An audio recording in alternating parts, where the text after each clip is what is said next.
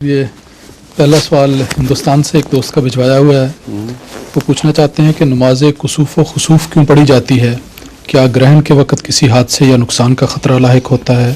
یعنی اس وقت نماز پڑھنے کی کیا حکمت ہے؟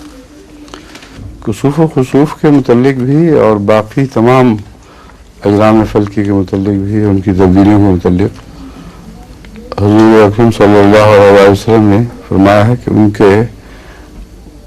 ان کے پھرنے، ان کے گھومنے، ان کی تبدیلیوں کا انسانی زندگی اور موت سے کوئی تعلق نہیں ہے. سمجھ گئے؟ اس لیے کسی قسم کے توہم کا اس سے کوئی بھی تعلق نہیں ہے کسوف خسوف کا. لیکن کسوف خسوف میں جو خاص بات ذہن پر اثر ڈالتی ہے وہ یہ ہے کہ اللہ تعالیٰ کی طرف سے ایک روشنی کا نظام ہے، اس کے آگے پردہ آ گیا ہے اور انسان روحانی آسمانی روشنی سے محروم ہو رہا ہے. یہ ہے جو اصل نماز کی وجہ ہے.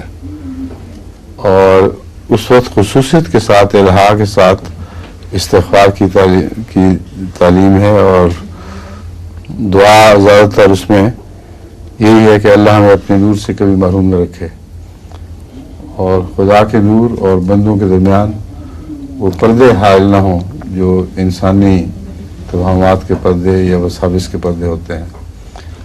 اور ایسے زمانے میں بھی جبکہ اسلام کے متعلق خود حضرت صلی اللہ علیہ وسلم کی پیشگوئیاں ہیں کہ ایک قسم کے اندھیرے کے دور میں چلا جائے گا، فیض عاوج ہو جائے گا، اس وقت بھی خدا تعالیٰ متبادل نور کے رستے پیدا کر دے اور پھر بالآخر ان سب روکوں کو دور کر دے، ان سب پردوں کو اٹھا دے اور پھر اصل صورت میں روحانی نور کا چہرہ چمکتا ہوا میسر آ جائے.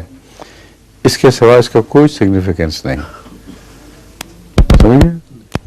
اور کسی احمدی کے دل میں یہ بھی خیال آ سکتا ہے کہ چونکہ چاند اور سورج کے گرہن کی پیشگوئی تھی اس لیے شاید یہ، مگر میرے نزدیک یہ درست نہیں ہے. چاند گرہن اور سورج گرہن کی پیشگوئی سے اس کا کوئی تعلق عبادت کے دوران کبھی بھی ثابت نہیں ہوا. اس لیے 1400 سال اس بات پر گواہ ہیں کہ اس غرض سے نہیں تھا.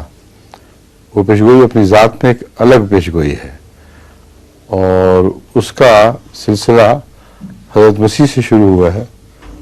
اور چونکہ مسیح نام پر آنا تھا اس وقت، اس لیے مسیح سے سلسلہ شروع ہوا. قرآن کریم نے اس بات کو اٹھایا، حدیث نے اس پر روشن ڈالی.